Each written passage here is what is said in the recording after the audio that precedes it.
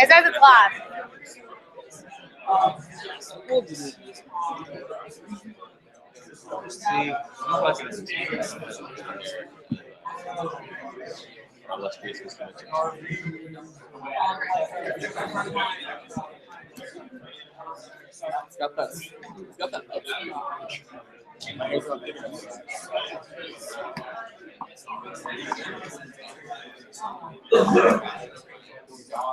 Hey! Hey! Welcome back, y'all. We are in formal attire tonight, ready to have a great meeting. This is a development day, this is a real deal, so let's have some spirited debate and get the year off to a great start. We're going to begin with opening roll call by President Lee.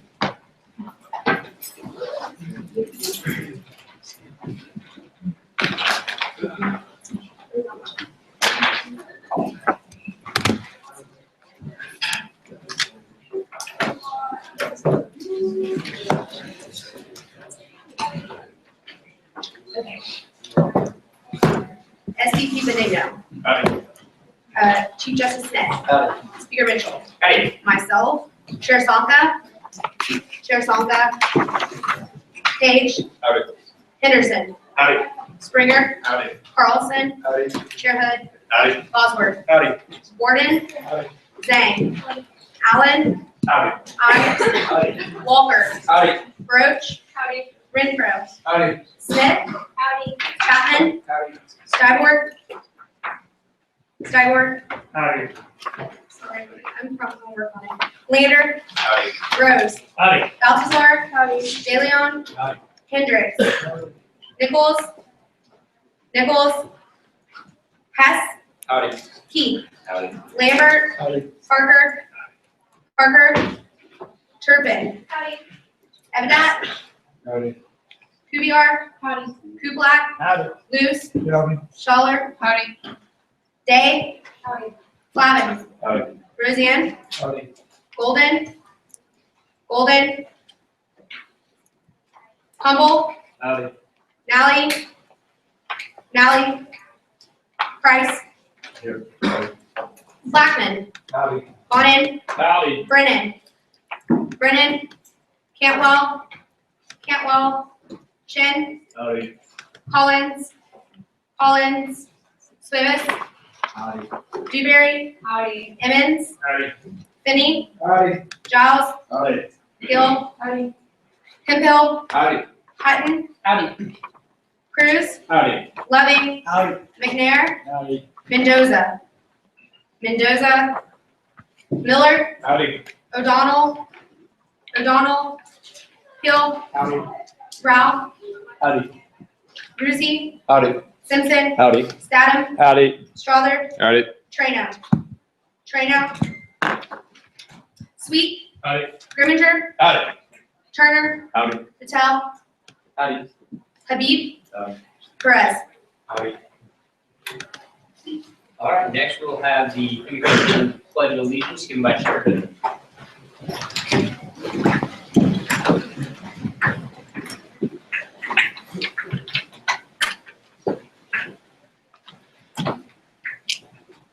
Go to Texas pledge, please. Honor the Texas flag. I pledge allegiance to thee, Texas, one state, under God, one and indivisible. the pledge United States. I pledge Allegiance to the flag of the United States of America and to the republic for which it stands, one nation, under God, indivisible, with liberty and justice for all. Please bow your heads. Father God, I just thank you for bringing us together this evening, Lord, to do work. God, I just pray that as we go through this evening, that we do things that are glorifying to you, Lord, that we serve as your Son served, washing the feet, if you will, the student body. Father, I pray that as we move forward, that through this semester, that you walk with us and you put your protective hand over this university and over every single person in this room. So, I pray. Amen. The mission statement and Aggie honor code given by Senator Hugh Barry. It's not printed out.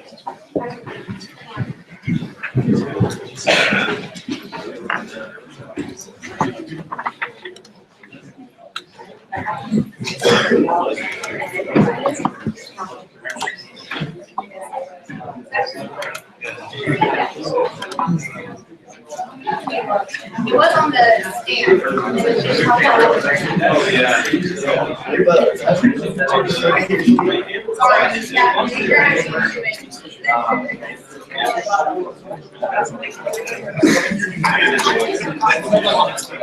Yeah.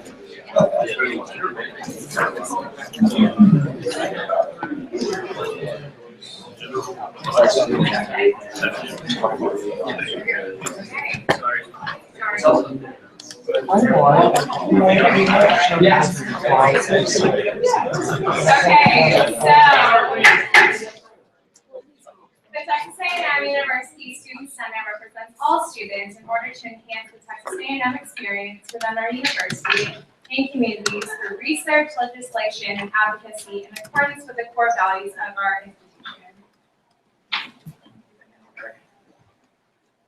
And an Aggie does not lie, cheat, or steal, nor tolerate those. Next, we are going to begin a new tradition here in Senate, which is singing the spirit of Aggie land. Reminds us all why we're here, reminds us to see body and serve. So, without further ado, please rise.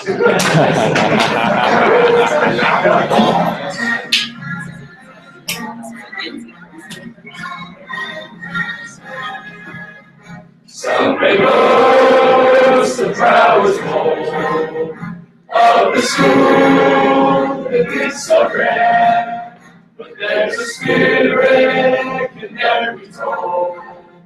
It's the spirit of Aggie land. We are the Aggies, the Aggies are we. True to each other as Aggies can be. We've got to fight, boys, we've got to fight. We've got to fight for maroon and white. As we boosted all the rest, they will come and join the rest. For we are the Aggies are we. We're from Texas A&MC. Hope it X-E-X-A-S-A-G-G-I-E.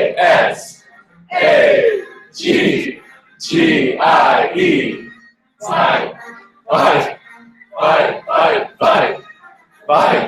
Maroon and white, white, white. A-G-G-I-E.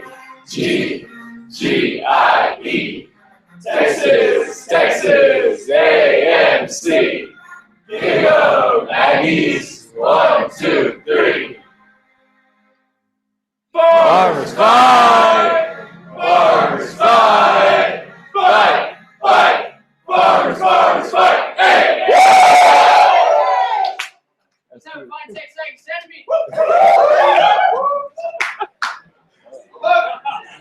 We're gonna work on that, right? We did open forum beginning with Jacob Arnett, an economics major, representing the Legislative Relations Commission, Fighting Texas A class of 2017. Hey. Yeah, 5 minutes beginning at that. Howdy, y'all.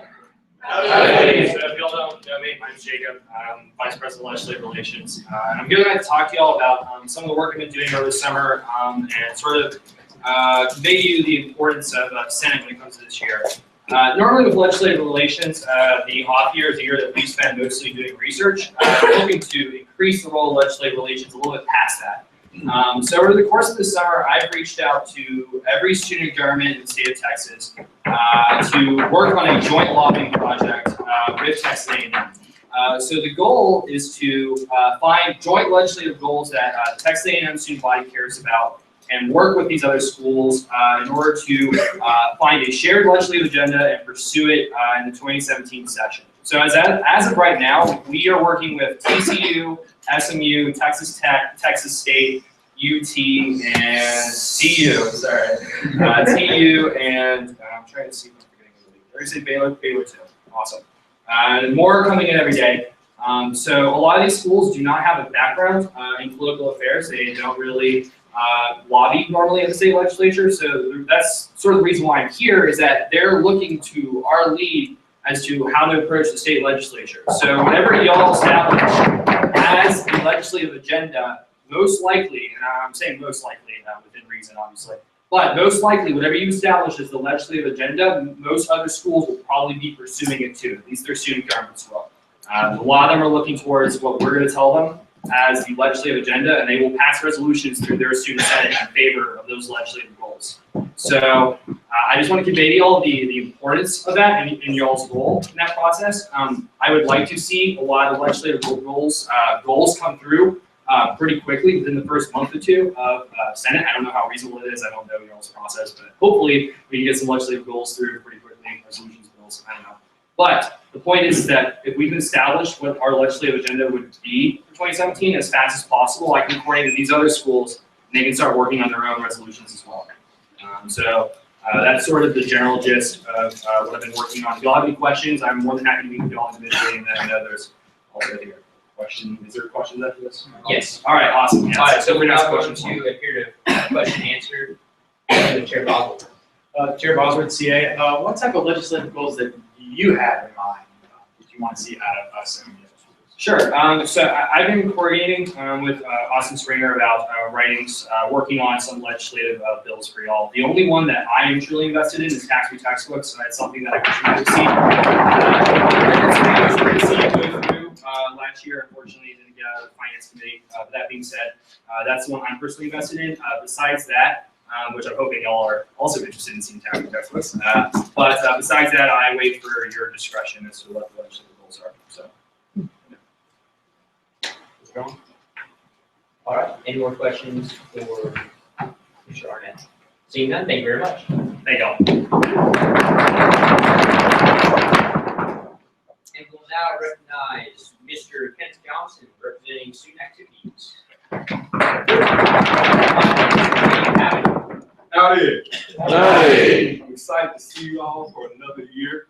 Excited to have the opportunity to work with this august group of student leaders. It brings a little bit of joy to my heart to see you guys. I know the summer was a lot slower for us, and I want to make sure that I took this opportunity to let you guys kind of know what my role is, because I haven't spoken before this group, the 68 before, and so my goals are, one, to make your goals come true. I want to help you guys be as effective as possible. I want to serve as a resource to you.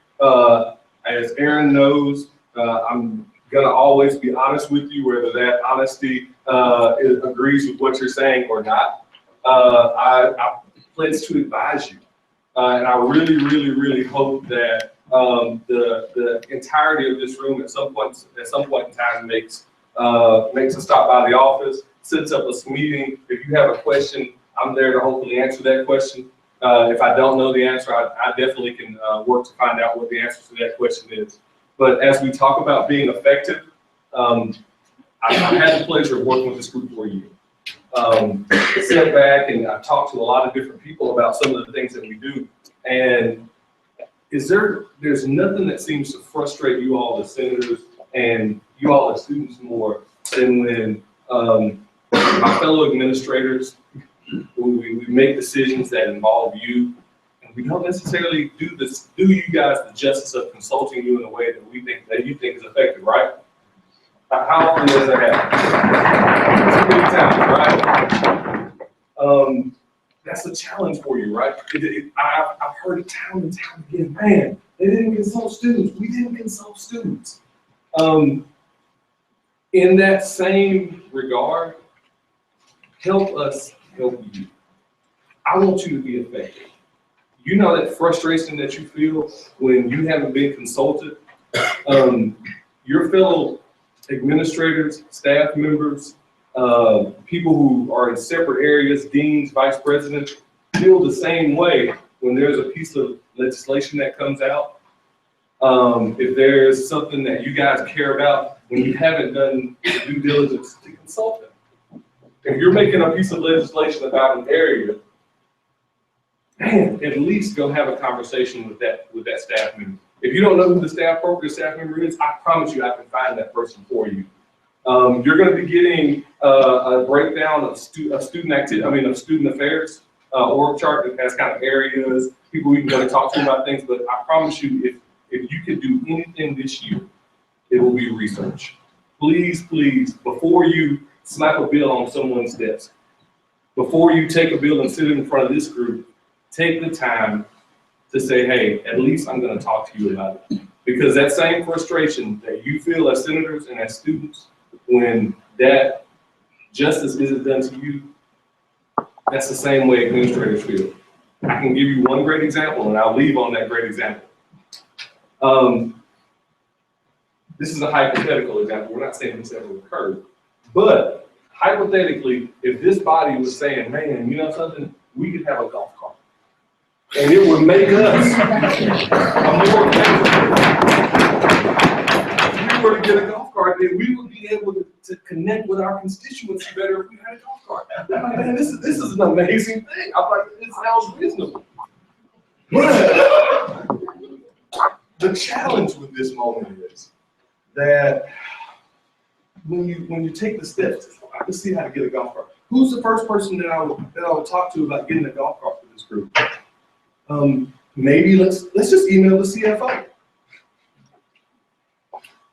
And so you email the CFO, who's the chief financial officer here, and you email the CFO, and the CFO's like, I don't know much about this golf cart, but let me call my vice president. Vice president calls the associate vice president. The associate vice president calls the director of student activities. Director of student activities calls the associate director of student activities. Associate director of student activities calls the assistant director of student activities. And the assistant director of student activities calls your fearless advisor. And they're like, none of us know what the heck is going on about this golf cart. And then when you don't get the golf cart, you're like, man, they don't care about students. Help us help you. I want to see you be effective. And with that, I really want to see you be effective. Come by my office. I can help. Questions? Thank you very much, Mr. Johnson. Do you have any questions for our audience? Yes. Yes, sir. Sarah's off campus. Can we get a golf cart?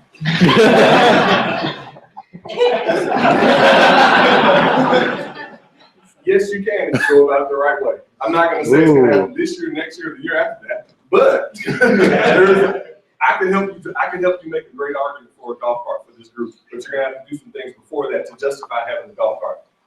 If you're reaching out to your constituency, if you're going far across campus, if you're sitting at meetings in different places, there's an argument to be made that this group couldn't have a golf cart if you're doing things the right way. Can I say that we're at that place right now? Probably not. That's what's the future. Thank you. Any other questions for our audience? Seeing none, thank you very much. Thank you. Now recognize Chair Joseph Wood and Pro Tem Albertine representing Student Senate classes of 2017 Hey. and 2016. Hey. Respectfully, you'll have 5 minutes beginning at How is it? Hey. Okay, Aubrey and I are coming to y'all to talk to y'all about something that I think is very serious and very near and dear to both of our hearts, and it's something that's very serious and very important to the body of Texas A&M. We've had several conversations with administration, and there's also been an article that's been released by the Eagle and several other things that have happened about the hotel room that's going to be placed where Kane Hall is currently. Okay, the reason that we're bringing this up is because we've been told that, for lack of a better word, it's a done deal. And the issue is not that they're building a hotel. It's the fact that they're displacing services that are very important for students at Texas A&M. They're displacing disability services. They're displacing student counseling services. They're displacing stuff that is important, and they're talking about moving it to areas that could literally endanger, in my opinion, the lives of students at this university. And I'm very passionate about this. This is something I care about a lot. And what we're here right now doing is we're asking for y'all's help. We're asking for y'all's assistance. Because if you know anyone who's in administration, if you know anyone who is involved with research, for example, about the effect, the most proper ways to do counseling, for example, at the university, if you know people in the psychology department, if you know people in disabilities, anyone, please start reaching out to them now and start talking to us as well, because this is something that we really want to fight hard for, and this is something that we're going to do the right way. Like Kenneth was talking about having research, because if we just go to the administration and say, we don't like the fact you are building this hotel and knocking down a building and not building a replacement building for these students before you do that, they're going to be like, okay, what are you trying to say? But if we go to them and say, here's an alternate plan, here's research, here's studies that show that what y'all are doing is endangering the lives of students at this university, that's going to have a much greater impact and a much greater chance of potentially saving lives. And then on top of that, if and when these services get relocated, the biggest thing is going to be word of mouth, making sure, I mean, of course, administration will make sure that students know, but students kind of listen to other students primarily first before they'll read an entire president's email, unfortunately. So something specifically with counseling services, I know at Fish Campus last year, they specifically said to go to Kane Hall if you need counseling services. The last thing that we want is for freshmen or people new on campus to go to Kane Hall to try to find these services and then realize that there's not even a building there anymore. So, and then try to not go get help from somewhere else. So really word of mouth, we'll be keeping y'all updated as much as possible with what we find out on that. But we just wanted, since it seems like it's going to be a major issue, keep y'all updated as quickly as we know what's going on. Are there any questions? Yes, Senator Hutton. Senator Hutton off campus, from the research that you've done currently, and in light of your statement that you believe it would be endangering students, can you inform us of any location that you think maybe disability services as well as counseling might be relocated in the future? The conversations that we've had indicate that they're talking about building modular areas, basically temporary buildings over on White Creek, pardon? White Creek's over. So way over on Campus West side. Campus, so not anywhere central Not with the majority of students in Texas. And the reason that I say it endangers lives is because it's difficult enough to go and ask for help. Especially college students, it's difficult enough, studies show, to go and ask for help, to go get services needed for students. I have several friends of mine who the only reason they went to counseling services, they told me, is because it's centrally located on campus and it's easy. The thought process that would go through someone's head between jumping into a bus and going all the way to West Campus and then walking through there and trying to find it and track it down is that much more of a risk these students don't get to help. Thank you. Senator Jack, College of Liberal Arts. This may just be my ignorance, but what are they going to do in the meantime before they build these modulars? So basically what's going to happen is they'll set up the modulars where the location is going to be first and move those offices, and then Kane will be torn down and the hotel will be replaced, and then they will build a permanent Kane Hall after the hotel is. Now go to Senator Lambert. Senator Lambert, engineering. Or is the relocation taking into consideration privacy of the students? I mean, if they have a module, it would be obvious if they're walking straight in. Yeah, I didn't even think of that. This is what we're talking about, is we need everyone's input for this. Part of- because it's something that's gonna take dollars. Part of the issue too as well is with moving those services somewhere else on campus is there's certain rules that we have to follow with soundproofing rooms, etc. that has to be covered for those counseling services, and we don't have a building outside of King Hall that's prepared for that. So the idea would be modular that automatically fits the rules, regulations that firms have followed. Now go to Senator Hess. Oh, yeah. Okay. Senator Granger. Senator Geosciences, anybody interested as well. Have they said why?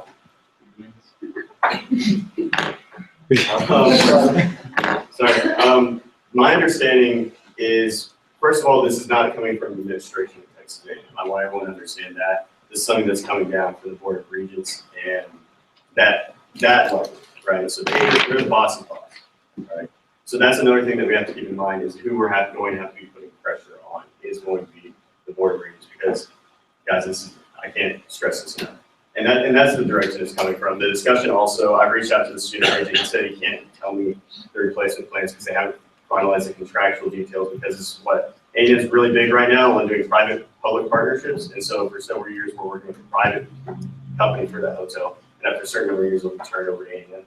And so because of that nature of that, they're not giving us all the information for legal reasons. The University of Alabama has done a very similar thing with the hotel on their campus, and one difference is they get relocated when that's fit. We'll now go to Senator Hutton. Senator Hutton off campus, specifically disability services in the testing center. Have you heard things about that? Because they are for students who are inherently disabled and might not be able to get to somewhere like far off on West Campus. They're moving everything. They're removing everything out of Kane Hall, they're putting it in spaces they can, the majority of which, is my understanding, will be put in modulars. So, as far as I'm aware, handicap services, disability services will be. With 1 minute and 35 seconds remaining, question and answer, we'll go to Senator Day. Senator Day, Office of Science. In the past, it's been my understanding that if you take, you have to take a survey where they check whether you're at risk or not, and after you take the survey, they find you to be at risk, they will walk you to Kane Hall to see the counselor immediately. Would this be hindered by being moved to a site? Simple answer, yes. But see, again, that's something that we weren't aware of. So guys, this is what we're talking about. Is if you have ideas running in your head right now, write them down. Write them down, get them to us. I'll be after the meeting, I'll be available for a couple minutes. Let's get a plan. With 55 seconds remaining, I'll recognize Senator B. Senator B falls with veterinary. So you talked to Gabe, is he pretty on with you as far as doing this?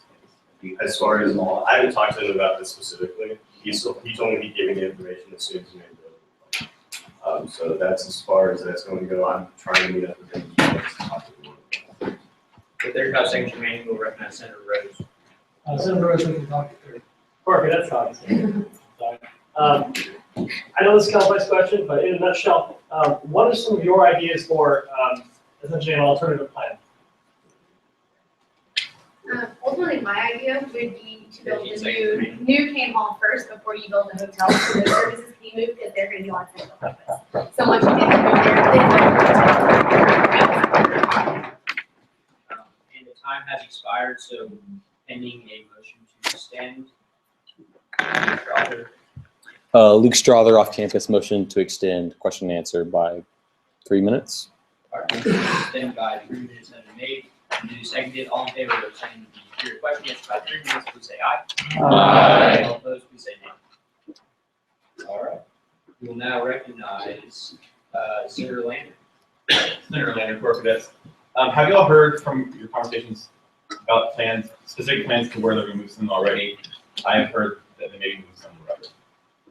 There's discussion about multiple places. I'm not aware of rudder. The main thing that we were made aware of was modulars. I don't know if there's anything that's going to require soundproofing, those kind of things like counseling services or disability services that are involved in the classroom where students can sit in, we moved on West Campus and modulars that fit the rules and regulations. Things like, I think student affairs is located there, there's a couple other West Life, those may be moved to central campus in smaller buildings and areas, but those two specifically will be going modular on the west side of campus. I will now recognize Senator Miller. Senator Miller off campus. Has anyone thought about reaching out to the regents themselves, since they're the ones that kind of made the fast moving action? They're probably the ones that can make the biggest other fast moving action. Yeah. So reaching out to the regents is fun. If we were to just walk up to the Board of Regents and say this is an issue, we would either not be able to get in contact with them, in my experience, or they would say, okay, thanks for sharing. And what my experience is with the Board of Regents in comparison to other entities at A&M is they're really susceptible to political pressure. And so that's another reason that we need y'all's help, is basically getting as much awareness about this as possible. There's powers in numbers, so it's just kind of like renaming of the academic building. When more students know what's going on and they're made aware, then people tend to listen to numbers. So it's just the numbers have to be there. Thank you. With 1 minute and 23 seconds remaining, Senator Mendoza. Hi, Senator Mendoza, Travis, off campus. I was just wondering, so specifically with whom have you talked to in the disability service and counseling office? Have you reached out to any of them? So I had the contact information for the director of counseling services that was given to me by a friend who said that she is not happy with what is going on. I have not personally reached out to her. I've been working, I'll admit, like, this is why I need y'all's help, is because I'm one guy, and I've been working on other things as well. But this is something that we do need to do, and I just know that from what I understand, she's not happy. I've also talked to, there's a couple of administrators who don't necessarily want to be present or involved as much, just because it's with regents. And so I contacted regents, haven't gotten any kind of information or response from them, which is not unusual whatsoever. Other than that, students within disability services that are going on, talk to them and contacted a couple of counselors themselves. And from my understanding, the counselors I've talked to, they're very unhappy with that situation as well, because they feel like it's going to hinder the student life. And with 12 seconds remaining, I'll recognize Senator Lewis. Senator Luce, Dr. Little. I had a question, I just wanted to clarify. So what y'all are saying is we're not actually able to do anything but scramble and try and relocate these services, regardless of what we want or the services that are in place right now, or the jeopardizing them. We got a hotel coming on campus, whether we want it or not. My answer is the contracts have Time has expired, so pending Senator Becker. Senator Hutton off campus, I motion to extend the period of question and answer by 1 minute. Motion to extend the period of question and answer by 1 minute has been made and duly seconded. All in favor of extending the period of question and answer by 1 minute, please say aye. Aye. Opposed, please say nay. I would also like to remind all you that we have a special presentation tonight, and me and Joseph are going to be here for the long while afterwards. If you want to come talk to us about it. And to answer your question. I just wanted to clarify, we're losing services, they're going somewhere else, but we can't do anything to stop this hotel from happening. We can. The contracts have finalized, is my understanding, first of all. And then second of all, we can work with them on the best way to accommodate students. At this time though, are any of those services They're all located in Camp Hall. Right now, currently. they're still? There would also Please be, limit it back and forth. there's also no pressure that would say that we couldn't build another building while we're building the hotel, or do something else instead of just waiting until the hotel is actually built. With 20 seconds remaining, Senator Vaughn. Senator Vaughn, off campus caucus, has there actually been anything discussed as to why we're putting a hotel on campus? I think we need to be really careful framing the argument on that. The argument needs to be that what they're doing is displacing students and services that are important to students. I think that the hotel's a done deal with those. The question is just how it works. Time has expired. Pending your motion. Yes. Thank y'all very much. All right, guys, so next we have a special guest who's a former student senator. And we are really excited to have Jess Gills here, who's a candidate for state representative, House District 14. It's always exciting when students are involved in the political process and when their support is solicited. So, y'all could all please close your laptops out of respect for our guests, and Jess, you'll have 15 minutes to be Howdy! Howdy! Any class of 2010 in here? Okay. All right. So I guess it's been a little while since I've been in student senate, but it does feel kind of like coming back. In fact, one of my former Senate colleagues, Ryan Davenport, was here a little earlier visiting. I guess he's not here anymore. I was like, why don't we debate a little bit for old time's sake? But it is good to be back in here. I haven't been back here since I was a city councilman in College Station. I was elected to the city council in 2010. And by the way, I should introduce myself. I'm Jess Fields.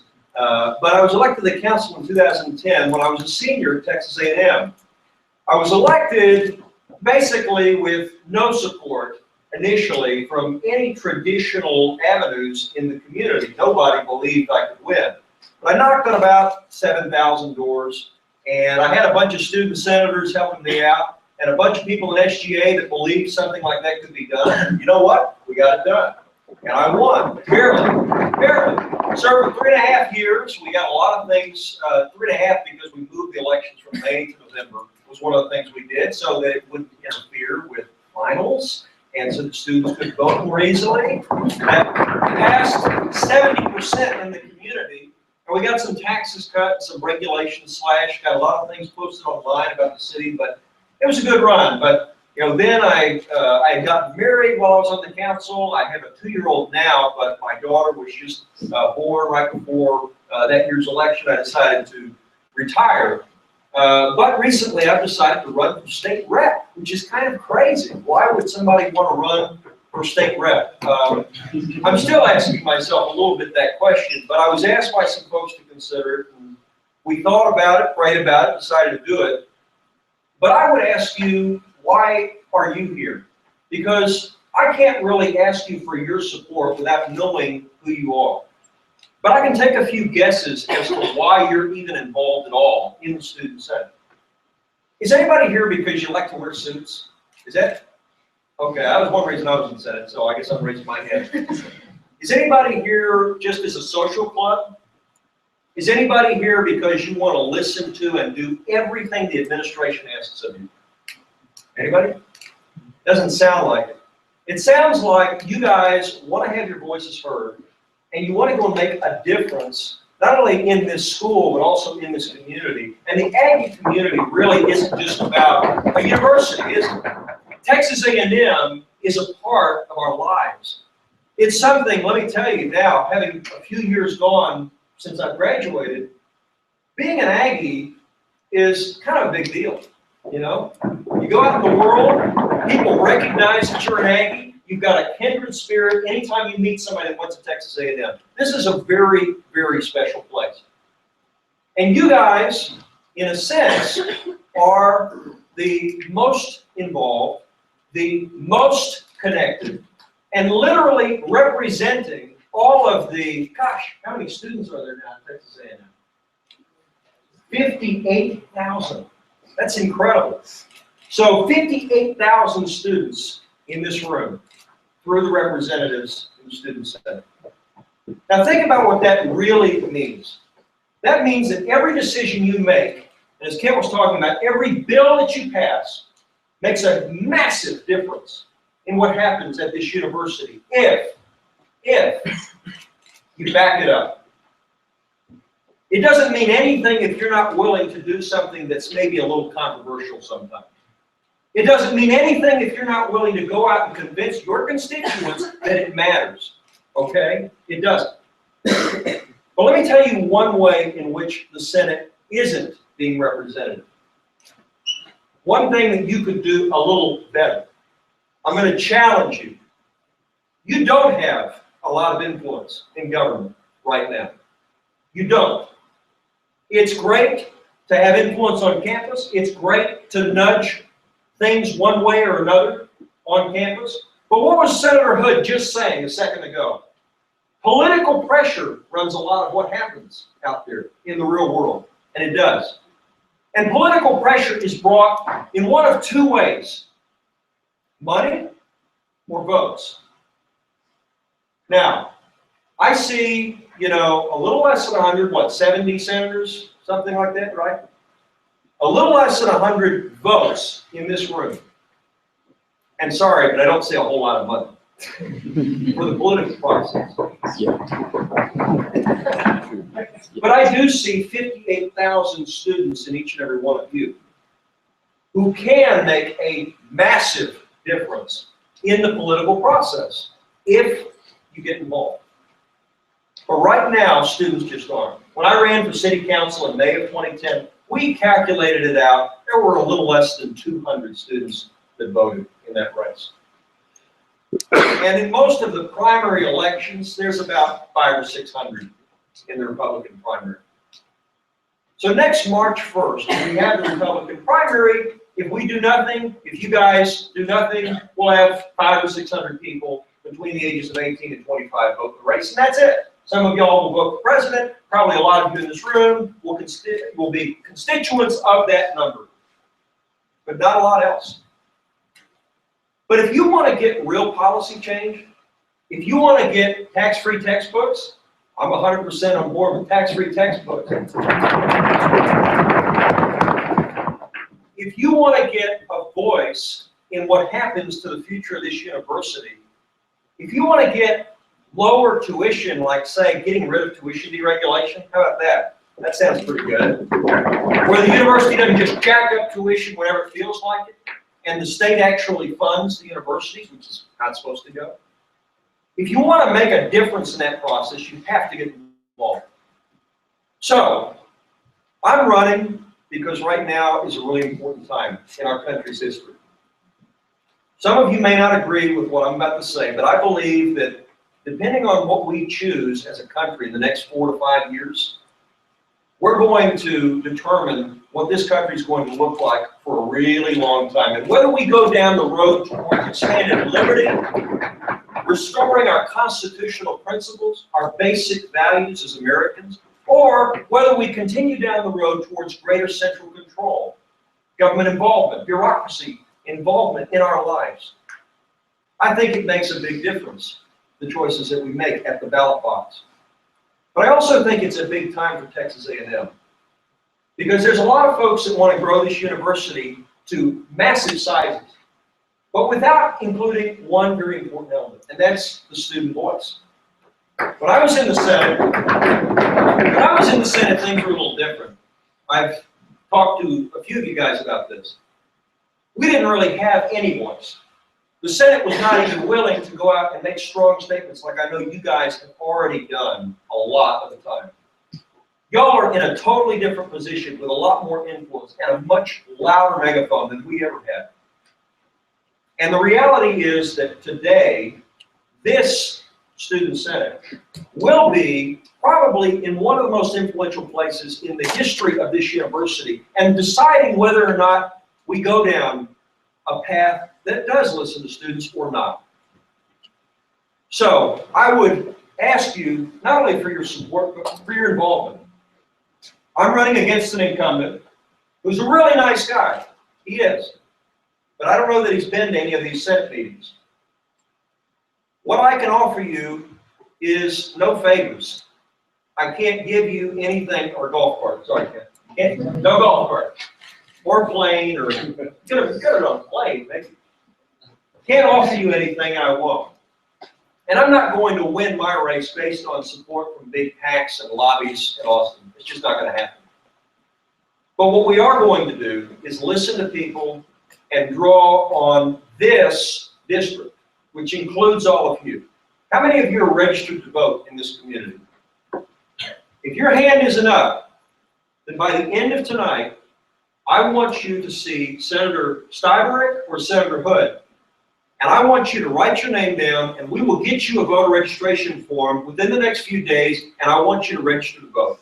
Because if you're not registered to vote, how can you tell your constituents to vote? And if you're not registered to vote, like I said, you don't matter. You don't have any voice. So, I would appreciate your support. I would appreciate your involvement. And I'll answer any questions that you have. I'm actually going to write down to myself first for questions. We're going to go to 10 minutes of question and answer. But Jess, so you said there's two ways you can have a voice in government. One is money, and one is votes. Can you just talk about your heart a little bit as to why you're pursuing voices and individual people's votes instead of, like you said, the money from Austin or large donors or things like that? Why you care about the everyday ag? Well, I mean, the truth is, in government, you represent 100% of the people. But when you look at Austin today, when you look at the legislature today, you don't see 100% of the people represented. You just don't. You see the very powerful money special interests. And if you go, did anybody go to Austin during the legislative session? Anybody? Okay. When you go in to the Capitol, what do you see? A lot of suits, right? Lots and lots of suits. They don't work for the representatives of the senators. They're not the representatives of the senators. The vast majority of them are lobbyists, PACs, special interest groups, associations, representing very powerful interests. Those are the people that have the greatest amount of influence on government. But the exception to that rule is when people actually do stand up and get involved. And you can either have a representative whose constituency is in Austin, where all the money is, where all the fun is, where they're taken care of by the lobby, or you can have a representative that actually goes back and maybe doesn't get all of those perks, but is popular with his district back home. Let me share something with you. This district has one of the lowest voting totals in the entire state of Texas. There's 150 legislative districts. This one is probably second from the bottom of Republican districts. There's only about 8,000 votes in the Republican primary in 2012. 8,000 votes.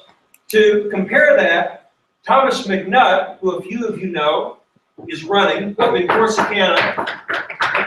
Thomas's district has 20,000 voters in the Republican primary. Now, this is just as Republican, if not more so, of a district than that one. But the reason is students don't vote. So the voting totals are lower. That means that every single one of you who vote make that much greater of a difference. So I think that the impact that a single student, much less a student who goes out and gets a few of his friends involved, is far, far greater here than anywhere else. And of course, more important, because we do have them at university. Now go to Chair Springer. Austin Springer, Legislative Affairs. Jess, you obviously face a structured opponent that filled his father's vacancy upon his passing. What are you going to do to combat the roots he's already had? Well, he didn't fill his father's seat. He won a special election. But he has been in the community for a long time. But this is what I'm doing. I'm going to talk to people individually, and I'm going to listen. And obviously, I have no trouble talking, or else I couldn't be up here. But listening is what people really want. When you're sitting there with an average person who maybe doesn't get involved in politics a lot, maybe they watch the news a little bit or whatever, what do they really want? They want somebody to listen. They want somebody to, care about what they have to say. Now, look, I'm really conservative. Some of you guys may not agree with almost anything that I would say. But I bet if we sat down, we could find a few things we would agree on, and at least we would have a greater respect for each other afterwards. We're not really getting that right now. We're not getting town halls. We're not getting any kind of involvement from students. We're not getting anybody who you can call up as a student senator and say, something's going on, where do I go? Is there a resource that I'm not using? Is there a way that we can have an influence? And that's really what you need. And by the way, I was going to do this later, but I'll just go ahead and do it right now. If any of you have pens, get your pens out. I'll repeat it again at the end. My cell phone number, and this isn't going to change if I get elected, so it's good. 979-571-6724. I'll give it out one more time at the end. I want to be accessible. That's the most important thing that the student senate needs, is somebody who will listen. There's 23 Texas A&M graduates in the Texas House of Representatives. How many of them can this student body call up and ask to represent them on an issue? Now go to Chair Sonda. Chair Sonda, rules and regulations. Mr. Fields, do you mind expanding a little bit on your mention of regulating tuition and maybe a little background on that issue for us as well? Yeah, so, there's a lot to it, but basically the university can raise tuition as much as it wants, essentially. In 2003, the legislature decided to give universities the ability to go and raise tuition, kind of like a city raises property taxes. Except even for cities, there's a limit on how much tuition can be raised. Now this session, Senator Schwartner, our state senator, fought for a limit on the increasing tuition and fees that students are having to pay.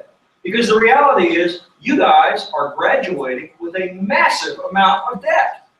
A massive amount of debt. Way more than the folks who graduated when I was in school. Our class had a lot less tuition to pay. And the folks 10 years before us had a lot less tuition to pay. So the bottom line is, we need to limit the increase in tuition. And re-regulating tuition isn't about more regulation. It's about making sure that we treat universities as a public service that benefits the citizens of Texas. Every person has a right, under our state laws, to be able to attend these universities. But unless you are poor and you're able to qualify for assistance, or you're rich and you can pay for the entire thing out of pocket, the middle class, how do they get to go to Texas A&M? With rising tuition, it becomes more and more difficult. So while this is still a relatively affordable university compared to others, we're becoming less and less so. And what has always made Texas A&M great is that it doesn't matter if you're from the inner city or from a farm in the Panhandle, you can come to this great university and get an awesome education. I go to Chair Hood. Chair Hood, Finance. Jess, I just got a general question for you. So you're elected, day one, or top three agenda items, if you will, of your elected office. What are the top three things that you're looking to do for the district and state? Number one, I'd like to see us lessen our dependence on Washington, D.C. We have way too much Washington influence in Texas, way too much. All these federal funds come down, and you'd think by the reaction of our legislators, they're free. Actually, it's our money that gets sent up there, they take some off the top and they send it back. And they send it back with all these strings attached. So there's something called Medicaid. Medicaid expansion is a big issue. They want to send more money down to Texas under Obamacare with a lot more strings attached. Some of our legislators want to do that. That's going to be a big issue in the next session, and I wouldn't support that. I think we need to lessen our dependence on Washington. So that's number one. I would say number two is we need to really focus on securing our southern border, okay? We have a serious problem with a lot of crime and a lot of cartel influence coming across the border, and it's not about, stopping immigration altogether. I strongly support legal immigration, but right now, the federal government's not giving us any resources at all to take care of the criminal or the safety issues that our state faces. So I think we need to really be careful about making sure our law enforcement are fully funded and can do the job that we want them to do. I'd say the third thing is getting Texas out of the business of business. We have more occupational licensing than just about any state in the country. 1/3 of the Texas workforce operates under the Department of Licensing with some kind of license. That's ridiculous. If we're going to say we're the freest state in the country, we shouldn't be the most regulated. And this business margins tax, which takes off the top before any business has even made money or not, we need to get rid of it. It's a terrible, terrible tax, and it's killing jobs and growth in Texas. Are there any other questions for Jessica? Seeing none, let's move around to policy.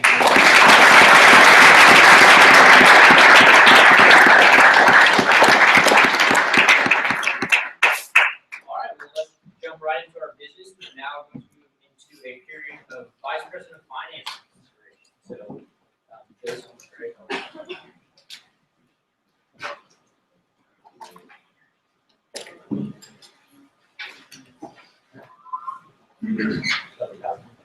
Yes. All right, Zen, howdy. Howdy. All right, so you may be thinking, didn't we confirm the Vice President of Finance in spring? And you'd be right. Unfortunately, at the very beginning of this year, our Vice President of Finance became a little bit overwhelmed with the hours that she was taking and some of the work things that she was going to have to do. Unfortunately, we tried to make the requirements and positions as clear as possible. She thought she could handle it. Simply was not the case. Thankful that she resigned now instead of not doing a good job for the next 3 weeks. So Trey stepped up in our hour of need. He is our nomination for the Vice President of Finance. He obviously has a lot of experience. I'll fill you in on the details and all that. But I just want to let you know that we're thankful that Trey decided to step up in a really quick and very helpful manner so that this can be a really smooth transition. Obviously it's unfortunate that we have Vice President resign, but thankfully Trey is here. So thanks for showing. Howdy, Senate. Howdy. All right, well, as of now, I'm an off-campus senator. I think I've hopefully met some of y'all, if not most of y'all. My name's Trey Miller, for those of y'all who don't know. I'm from Houston. I'm a finance major, which I guess is probably good for this position. I'm also a member of Sigma Phi Epsilon here, which is one of the IFC fraternities. I also had the honor of being on the Aggies on Wall Street program this past whole year and got to spend some time up in New York over the summer, which was a great time. Like I said before, I've been a senator, I guess now for 3 sessions. This is my third session serving, and probably the biggest committee that I've served throughout that is the Finance Committee, which is also very fitting for this. Which I was going to be on Chair Hood's committee up until I got considered for this position. I went through the allocation process last year, which is a big chunk of what this position does. So that's one of the experiences I've had that prepares me for this role. Once again, for the Aggies on Wall Street program, it's a case study program where we kind of get to know about investment banking and hedge funds and private equity stuff, and get to go up and visit those type of businesses in New York. So those are just some kind of financial experience that I've had preparing for things of this nature. Perfect. There we go. Okay. We're gonna get one of these times. So basically, what I have for the vision of this position is obviously the main task of it, along with Chair Hood, is to go through these our SGA allocation of $50,000 and appropriately allocate it to each of the committees to serve the students the best that we can. It sounds pretty simple, but it can be really complicated because there's 14 people asking for money basically, and only have $50,000, which is less than $1 per student. And there's a lot of great things going on, and we can't honestly fund all of them, so we gotta make sure we're doing the best we can with the money we have to serve our constituents. On top of that, once we get that done, which should hopefully be done here within at least the next month, my job is gonna be going through and auditing the committees and basically saying, okay, you asked us for this money for these line items. I'm gonna come through monthly, at least monthly, check to make sure you all are spending your money appropriately. When they ask us for something, then make sure they're following up on their promises, which is just part of that process. On top of that, one thing me and Chair Hood have talked about a lot is trying to document the process a lot more thoroughly than we have in the past. I know for example, last year in finance allocations, we were going through the historical data trying to get an idea of how we should go about allocating these funds. And just the documentation of what was allocated prior to our finance committees was just very hard to read and hard to understand where things went, the reasoning behind certain things. And on top of that, of how small the budget we feel like we have right now, we feel we really need to go through and get better documentation saying we're giving this committee this much money for this reason. We're not giving them this money here for this reason, but we would like to do that in the future if we had more money. And I thought it's going a little bit beyond just whatever the SGA allocation is. We just sent out a form the other day to all the committees saying, hey, just send us as much info as you can about your finances in general, even with your SOC account. That way we can get a picture of what your budget and your rotation is, how our allocations sit into there. And the underlying goal behind that is kind of we want to see where the financial situation of SGA as a whole is. That way we can eventually one day go up to the administration and say, hey, we're getting less than $1 per student, and these programs are growing beyond our wildest dreams. I mean, Carpool, Big Event, all of those, for example, are just doing crazy things I can just remember from last year. So that's one thing that I want to do is start the groundwork for that, this document, to document all this whole process. Then we can go there and say, hey, here's the documents, why we need more money. Please listen to our dialogue and start the conversation with us. So that's my vision for this position. On top of that, if y'all have any questions, I'd be glad to answer them. Thank you very much. Senator Miller. We will now move to a period of question and answer, beginning with Chair Bosworth. Chair Bosworth, CA, are you allowed to be a senator and a member of the Nicholas County? Are you expected to resign? I'm expected to resign. So pending confirmation, if I get lucky enough from y'all to have that, I will immediately resign to be confirmed. Sorry, makes me sad. Are there any other questions for Senator Miller? Seeing none, please exit the room when we move to a period of debate. Thank you, guys.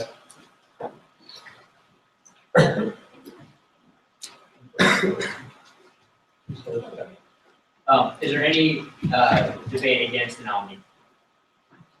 Seeing none, the chair deems debate one-sided.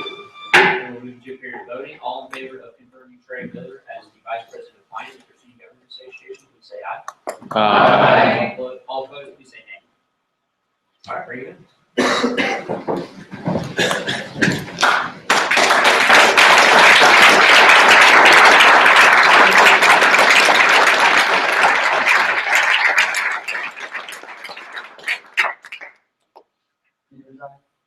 He is losing nine. I state your name. I, Trey Miller, Do solemnly swear. do solemnly swear To faithfully execute to the best of my ability. to faithfully execute to the best of my ability The duties of the office of Center Office. the duties of the Office of Vice President of Finance For the Texas A&M University Student Government Association. for the Texas A&M University Student Government Association, To uphold the honor of the same. to uphold the honor of the same, And at all times to protect the welfare of the student body. and at all times protect the welfare of the student body, And to promote good relations between the students and the Ocean Center University.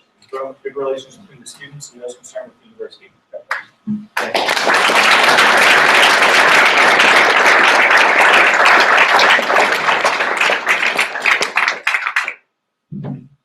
And at this point, the chair would entertain a motion to deviate to finance committee confirmation because I sent out the wrong agenda.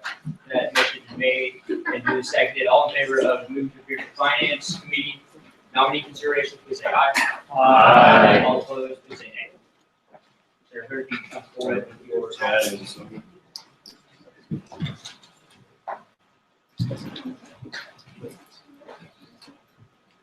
You will have 15 minutes beginning at half. Right. All right, well, howdy, Senate. Howdy. So this is basically mainly a house cleaning issue. We can operate as a finance committee with only 7 members, but the code also says that we can have 9. And because of rules for allocations hearings, we have to have at least 5 people in every hearing now.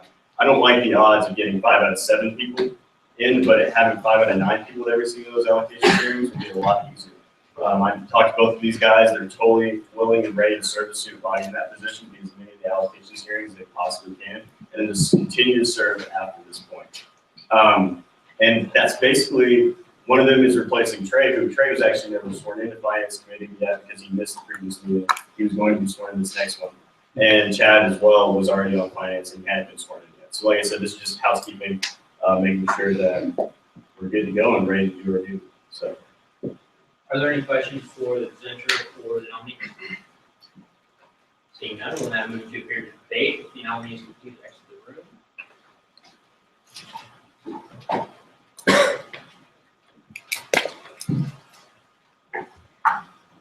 Is there any debate against the nominees? Seeing none, you debate one-sided. We'll move to appear to voting. All in favor of confirming Chad Loving and Sohail Abadat as members of the Finance Committee, please say aye. Aye. All opposed, please say nay. All right, bring them in.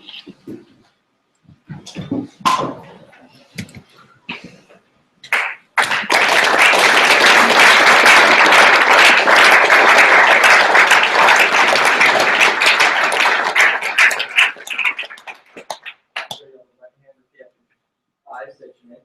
I, Sohail Abadat, Do solemnly swear. do solemnly swear To faithfully execute to the best of my ability. to faithfully execute to the best of my ability The duties of the office of state your office. the duties of the office of finance For the Texas A&M University Student Government Association. for the Texas A&M Student Government Association, To uphold honor the same. to hold and honor the same, And at all times to protect the welfare of the student body. and at all times to protect the welfare of the student body, And to promote good relations between students and those concerned with the university. good relations between the students and the university. Close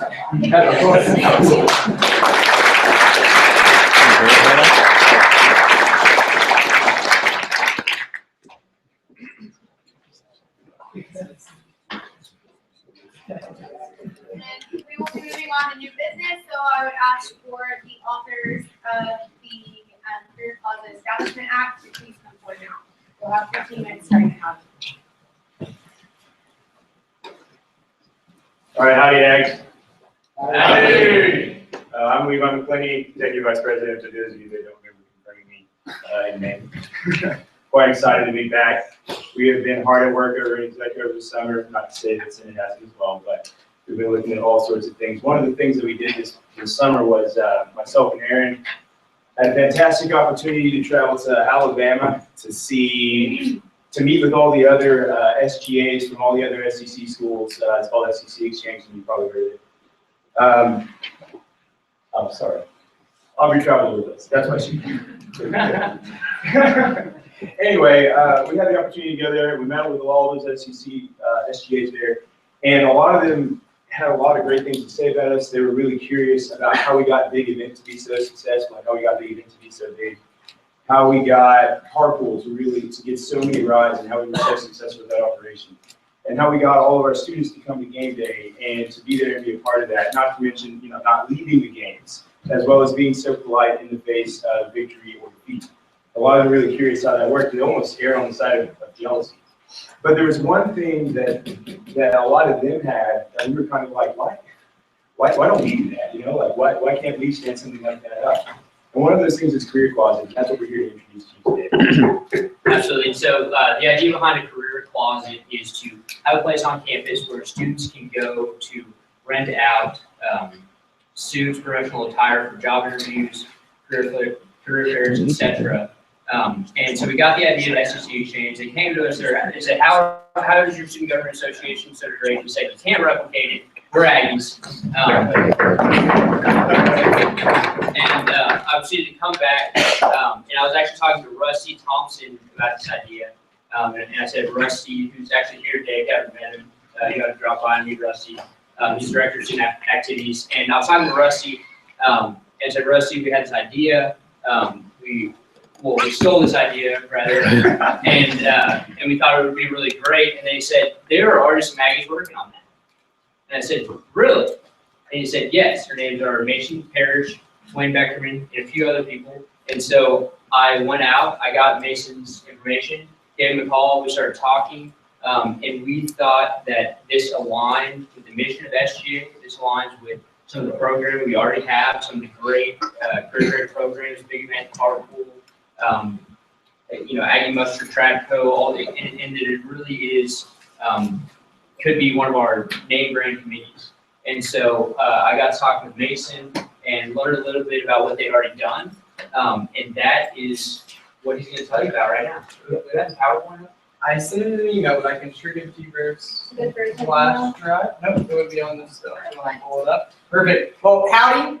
Howdy. I want to first off say you got an amazing speaker in addition to an EVP. He stopped me down and wouldn't let me stop talking to him when we started the conversation about this. They did a lot of due diligence, but I got to tell you, when I was in Student Senate, I don't know if we weren't as lively as you or as passionate as you, but I sure love the addition of the spirit of Aggieland. And to keep the spirit going, I want to start with a little bit of a demonstration. So if you'll help me out, indulge me a little bit. If I say a statement in a second that you support, I want you to whoop pretty loud for me.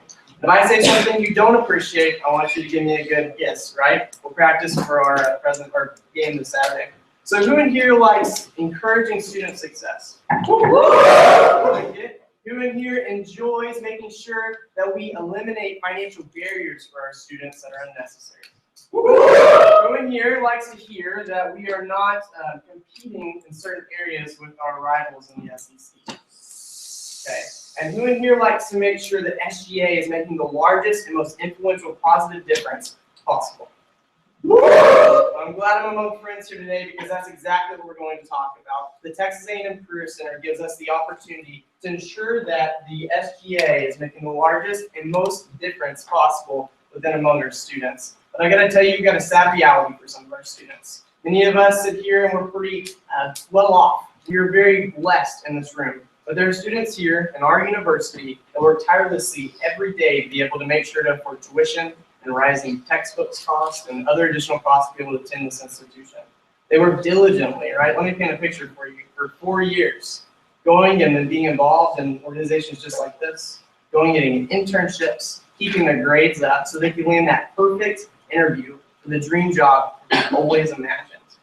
But then, the day before the interview, they wake up and realize they don't really have the suit or the tie that they need to put on.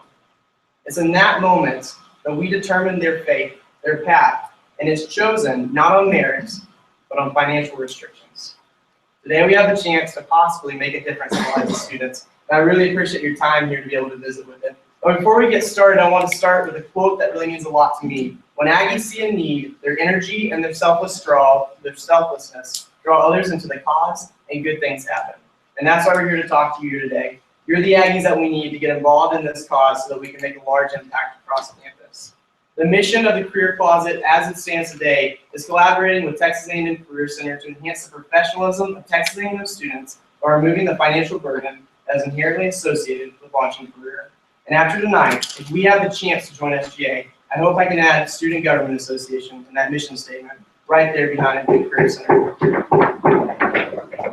So as we go through and we look at this, we see that 71% of students receive financial aid for their tuition and fees. It's a pretty big percentage, a pretty large student population within your constituencies. Now, I'm not saying that each one of those students can't afford a suit, However, I can tell you that I have friends that have to choose between going and getting the next fashion professional attire and also making sure that they hit their rent and also be able to pay for food and associated just additional items of cost. So when we look at this, we see that there is a need within our campus, and there's already been a proven need at universities across the nation.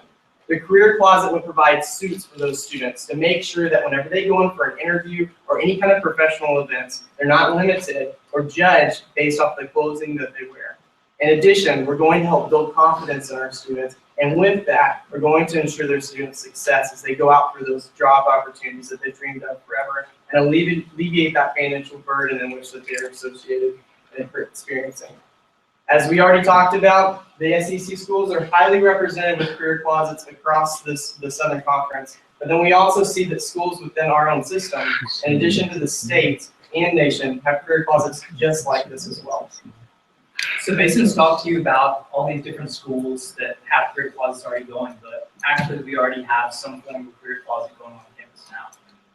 As many good Aggie ideas have all started over in the Mays College of Business. They actually have their own version of a career closet. They just don't have the operational capacity or really the desire to extend that to the campus as a whole. So we're going to meet with them and work with them and use their operational systems and basically just extrapolate that to include the entire student body so that everyone can participate. So the way the career closet is going to work, you would walk up in our lovely entrance to Coldus, and there's this basically an old welcome spot. If you've ever walked past it, it's a little wooden window. You just walk past that after career closet is kind of after the career center is closed. Walk up there and you would get to check out your suit. When you check out your suit, you get a voucher. You would take that voucher with you to a dry cleaner that we have worked out a deal with, and for the low cost of $5, all you have to do is take that voucher in the suit, you dry clean the suit, bring it back to us. So you get to go to your interview, you get to feel great, and all you have to do is pay $5 and swing it over to the dry cleaner and bring it back. So it's super simple, it doesn't place a burden on anybody, and it's going to be student run. So it's student helping students. There's no judgment involved. We've all been in these situations where we need a helping hand. So it's not administration being involved, it's students helping students throughout this entire process. So again, the Career Center staff isn't going to be burdened by this, so don't think that this is going to place some kind of stress on administrative processes that are already going on. We've worked that out, and we're in conversations with them, and they've been extremely helpful with willing to work with us in this entire process. Even the Career Center staff, so when we're not around, they would have a key to this room down here, so they could run down here, pick up a suit, and grab it to a student who has an interview the next morning, is worrying about it. The whole process is just designed to de-stress job interviews for students and make them feel, proud of being an Aggie and proud of going into a job interview. And what we want to do is be able to eliminate staff involvement with student involvement as well. And we know that basically SGA has taken all these excellent committees, and has brought them under your umbrella and made them excellent. I mean, there's a proven path of tradition that committees have come in here and just look at the big event. I mean, every school wants to copy it. Everybody wants to be a part of that. And we want the Career Closet to do the same thing. And that's why we're coming to you respectfully asking you to come under the branch of SGA and join in this tradition that you guys have built.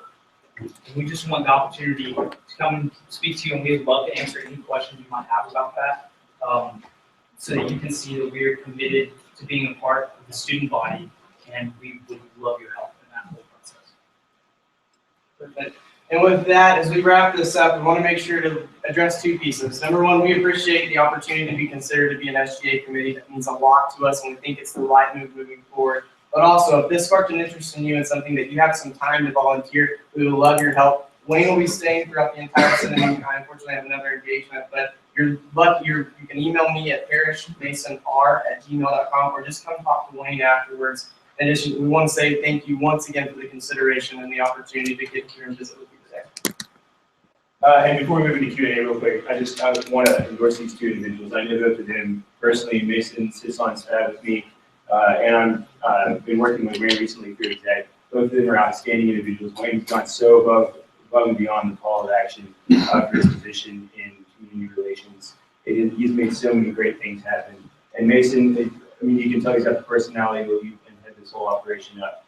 He's a great guy. I've been involved with him for the past few months. It's been fantastic working with him, and I really don't think there's anybody better to kind of start this whole thing up and see it through than these people here. This is an opportunity, I think, for all of us to come together and really make something great happen for the student body. This is definitely a good way to leave an impact on all the future Aggies that kind of walk through the doors behind us. I know everybody in this room wants to make that happen, and I think this is a really great opportunity for all of us to kind of move towards that goal at the very beginning of the semester, to hit the ground running and make something great happen right here. Absolutely. And just one thing to add to that, this is the first reading of the bill, right? So we would actually vote on this bill in 2 weeks. So just be thinking about this. We think it is an incredible opportunity for SGA to elevate the services we get to students, and also help out an already existing organization that's on the way to producing some great services for our student body. So. And with that, we're going to move to Q&A, and we have 10 minutes, and I'm going to recognize Chair Paulson for the first question. Chair Carlson, student services, just out of curiosity, what is the, I guess, the game plan for funding the student first thing, where does that money come from? Fantastic question. And we've done our due diligence as an organization, as a student organization here, making sure to seek out multiple ways in a diverse funding environment. Number one, the Career Center is a commitment to fund this, because this is obviously inherently attached to the Career Center. So the logistics and numbers, as you know, it's been a very challenging year for the university and the funding environment. But the Career Center is going through, and we're going to have that specific number next Monday on how much they'll be providing. To give us a ballpark, but I don't want to go and speculate any of that until that number is secured in the contract. In addition, we've gone through and we've applied for a diversity grant, the multicultural services, and we visited with the Association of Former Students in regards to that student activities funding. The potential exists in the future to partner with a company such as maybe Nordstrom, something of that nature, and to be able to partner with them so that we can have a continuous supply of suits, and that way suits can actually be donated permanently to students so that they can take that with them to their job, and the Career Center lives on.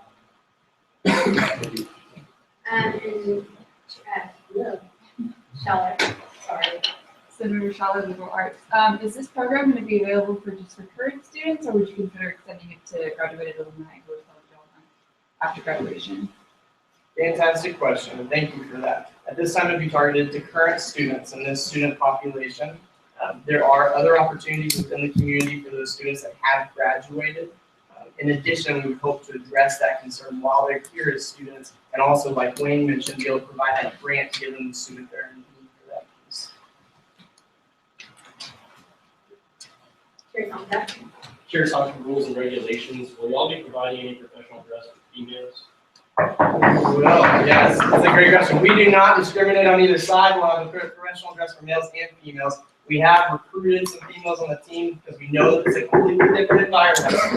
Going through it, I learned a lot about the female professional attire and how tops and bottoms don't always match so, in regards to clothing.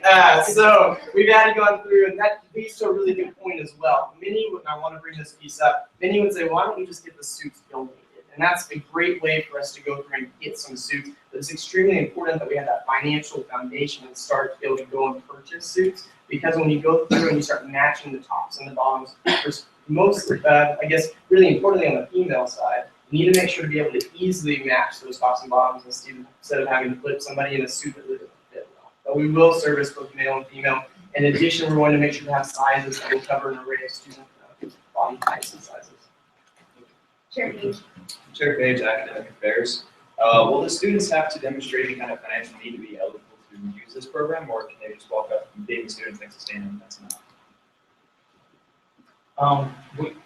As of now, it's open to any student that would come up. We don't want to discriminate and set barriers for who has financial needs or who doesn't. I mean, that's really hard to prove, and also that, as a student, you don't want to have to go through that embarrassing process of doing that. I mean, that's something that is private to you, and if you feel that you would like to partake in our services, we would love to have you.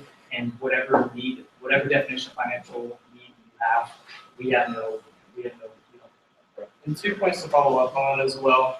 All people that are involved in this or volunteers will go through the sensitivity training, which is being developed by Multicultural Services already in the route. So that's going to help on the privacy piece. We would never ask somebody if they have financial need for this. It's just not our place. In addition, I have visited with Assistant Director over at the Financial Aid Services to make sure that we target market and we really do some advertising in that area, because that is the group of students. When they go there and visit, we want to make sure that they know our services available, especially in the first couple of years after launch. Thank you. Absolutely, and I would add to that, the 12th CAN, which is on-campus food pantry, works under a similar system. So there'll be a somewhat uniform way in which we give back to students that are struggling. Senator Lee. Senator Luke Marcus of Liberal Arts. I've heard most of your argument, most of your plan, and I like it, but my question, I guess, is kind of that same type of gearing is, wouldn't these students be better supported, like with a voucher for a student, for a suit specifically? Somebody who has been able to show a need for that, or at least upon request, in comparison to actually purchasing a large quantity of suits for a closet? Perfect. Fantastic question. It's a conversation that I've had multiple times with the Association of Former Students. When we look at this, how can we directly impact students to the largest amount? And my point back to you is, you have a sustainable system that can service students quickly, and a matter of fact, we have it ready to go. Or we can go through and we can have a grant process that'll take a while for me to go through and really evaluate if you have the need, and possibly make you miss your interview. So I think that the value or the answer to that is to go through and have this sustainable service that is available to students on a dime. When you need it, we can take care of you.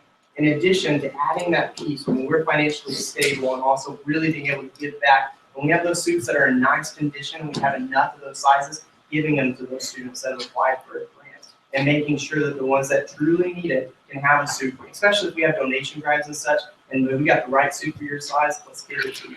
Furthermore, the Student Affairs has a budget that is available for these kind of situations. In addition, so if a student really needs to purchase a suit, that is funded by the Association of Former Students, if I remember correctly. So that can take care of that area as well if we get in the mind. In addition, I would add that you can service a lot more students with a set number of money by renting out this one suit to multiple students versus giving one suit to each student. But we played with that idea too. You know, is there a better way to handle this? And this is what we think is the best. Senator Turner. Senator Turner, off campus. First, let me say it's a really good idea. I really like it. But my question is, what's your timetable for implementing this? Because I'm a Career Center staff member, and we're currently going through a merger with Professional School Advising.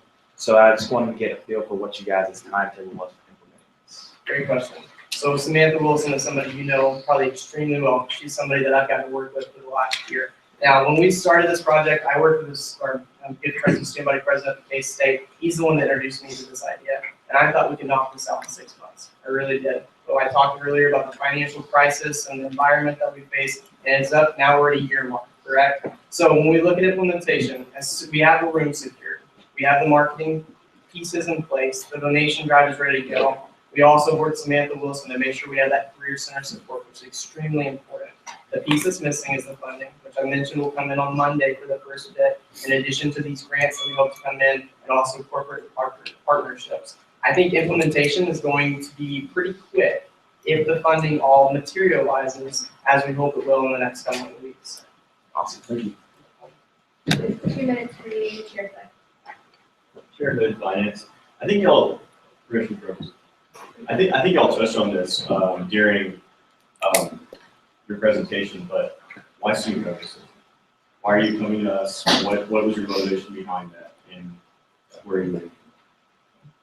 I mean, as I kind of touched on, if you look at some of the committees under you guys, I just went out to the event, 12 CAN. I mean, all of these excellent committees that reach out and directly touch students.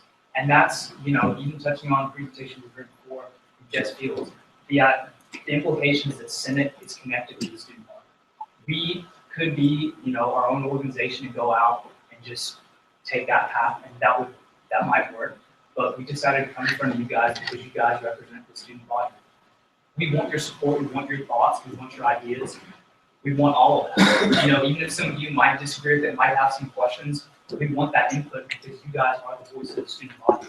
And we want this is for the student body. This isn't us having the goal of wanting to push it on people. This is us really wanting to help and really wanting to receive ideas and be able to work with you guys to have the greatest impact possible. And I think there's two words that I want to use, legitimacy and sustainability, right? When we throw those two words out there, we see that SGA provides that easily and quickly, and that's really a main drive for why I want to move to SGA. I've started student organizations before, and I've been approached by senators to move into SGA. I got one that comes directly to mind, and I said no, because it didn't make sense at the time. Whenever I had the great opportunity to visit with Aaron, and we got to have that conversation, it made sense, especially when we review the career closets across the nation and see that the successful ones have married their career center in addition to the Student Government Association. And that's what we want to do here. And with that, we're out of time, and so I'd like to have an extension.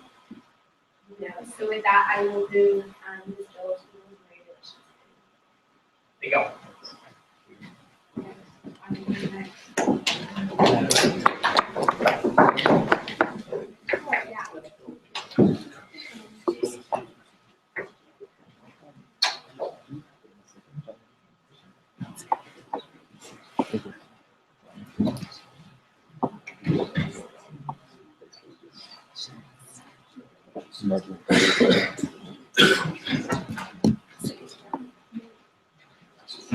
Okay, and with that, we are going to see the bill presentation for the grant council. We have 15 minutes starting Howdy. Howdy. Howdy. Great to see all y'all again. So everyone remembers last year, the Board of Regents changed the seal count. And we're currently in a battle still to try and get that seal reverted. But we decided that rather than just sitting on our hands and hoping that something happens, we create a contingency plan. And so in 1963, when the university officially changed its name from TAMC to A&M, Aggies were given the choice of whether or not they wanted A&M or TAMC on their, and we're asking for that exact same thing. So with this bill, it would be passed on every regent and of course to President Young. And we would request that every single Aggie in 2016, 17, and 18 that is currently attending the university when it's changed receive the former seal on their degree. We think that the degree that you receive is the most important thing you get besides your Aggie ring, and we know that you are going to want that former seal instead of the kindergarten one on your degree. So this is what we're intending for y'all to have a good degree. Nailed it. Cool. Thank you, Max. And with that, we will move to a period of question and answering. Daily question. Susan from our College of the Works. Have you talked to anyone in the administration about this? You got there? Sure. So, SVP Benigno and I are currently working very hard, and we've had conversations with President Young about changing the seal back. And I think the conversation is not over, and there is a chance. And so this particular instance would be something that President Young could authorize. It is not a conversation we've had yet. I think it's a conversation that needs to be had while building committee. And also during the continuing process of that discussion, that Joseph, myself, Corps Commander, GPSC President, and MSU President are all having with President. Follow up. Also, so how do you know, like, could he actually, does President Young have the authority to say yes to this, or the Board of Regents have to get involved? Do you know? I'm not an expert on what the presidents can do, like in regards to board action. Now, I believe that how it works is the president has essentially autonomy over the university with the exception of some like very large funding processes and things like that, unless otherwise specified by the board. So it's an interesting question, and I believe it's possible.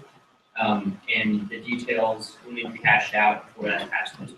Just as a learning point, since this is the first meeting, when asking a follow-up, if the question has permission to follow up, and the chair can either recognize for you to do that or to leave it at the end of the line of Q&A. With that, I will recognize Chair. Finance. Commissioner Franks. Okay, love this, really do. I think that it's a fantastic idea and it's something that we need to do if and only if we don't get the seal back. My question to y'all is, do you feel like this is premature or where this could be a bill that we could keep in committee and once a final decision is made, we pull it out of committee right off the bat instead of putting this forward before we know for sure whether or not the seal is going to change? And I touched on that just a little bit. I believe that this is something that is an idea that may need to stay in committee for a little bit longer until that, that final decision is reached, until we have some clarification as to what's going to happen with the seal, and really not, kind of just talking about earlier, not jump the gun on it. But I think it's a good thing, even during those discussions, to say is an idea that some of our students brought forward. That this is happening. Great, thank you. Here's Skyward. Senator. Clark Finney off campus. What can we do to help you and assist you in negotiations with this president? I would say, right now, just kind of stay tuned. I think he knows that students overwhelmingly oppose the decision, and that's clear because where we bring in representatives from all over the campus, here, student senate, student vice president, graduate president, student council president, MSC president, corps commander, and they all are saying the same thing and asking the same thing. That the message is through, and I think there's obviously interesting, politics that are involved with the board of regents, chancellor, and things like that. And, it's unclear how any of that's hashing out, but I think that President Young has been communicated to very clearly that the way the students, think, and we may, it may end up that we need to pack students into board of regents meeting. And that's a real possibility, so. And to piggyback off that, we may be in committee for a little bit, that's gonna be up to the committee to kind of pass it out and we'll go through details, but, if this does pass through this body, that's speaking for your students, that is you giving your voices. When it does come to the floor a second time, voting for this bill and passing it through here is, gonna go a long way towards making this happen. And then add on also, if it does for some reason come out of committee right away, I would encourage y'all to vote for it rather than rejecting it because we do not know what's going to happen. And obviously, if we do revert to the former seal, this will become obsolete. But at least it's our contingency plan to protect the students that we're already.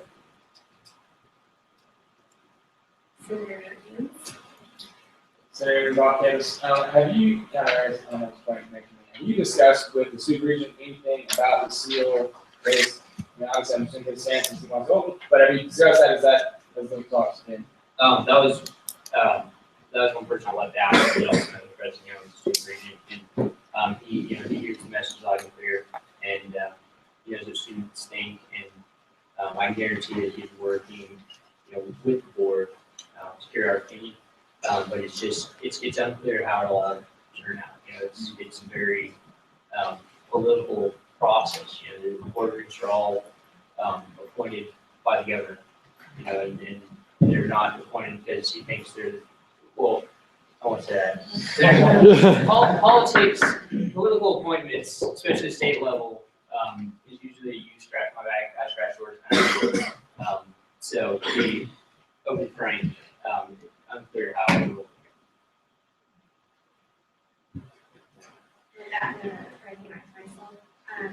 Just seeing as the class of 2019 had been admitted, or most of them had been admitted when the bill had changed, and y'all just briefly discuss why you felt the need to not. So we understand that they were admitted, but we begin to walk on a very slippery slope. The class of 2020 was here touring the campus when the former seal was intact. So we don't want to walk down that path that takes away our legitimacy with President Young and the Board of Regents. We don't want to start going down that path. I think it's great apparently the seal was on their letter of admission, but we're going to walk down a slippery slope with that, and this is already a hard enough battle that we want to include only the classes that were here and we're adamantly against the change by signing the petition, by going through social media, being very vocal about it. Unfortunately, 2019 just wasn't here when that was happening, and so we want to protect the three classes that were here. And that being said, also, I think we crossed that bridge when we got to it.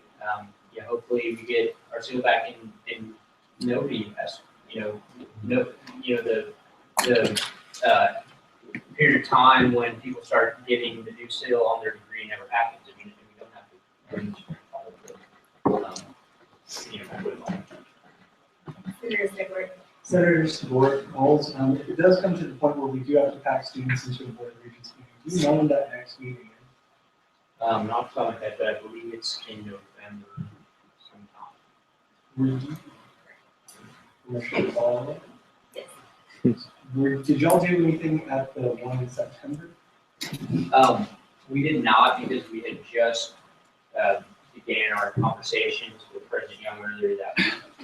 And we didn't feel to have time with the board, with the chancellor discussing that issue, how he stands on it, how they stand on it.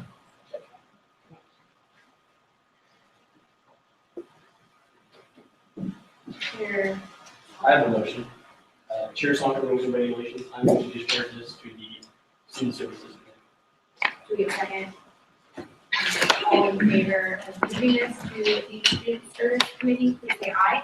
Aye. All against?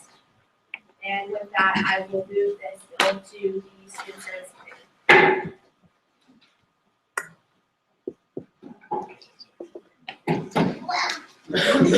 All right, we'll now move into a period of open session. Are there any items that anyone would like to report about? Seeing none, I will call it a period of open session.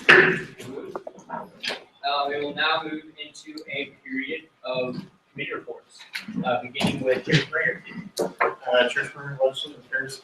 Good meeting tonight, guys. Very efficient, quick, and just gonna go ahead and schedule the LA meeting for next week. It'll be Wednesday at 6.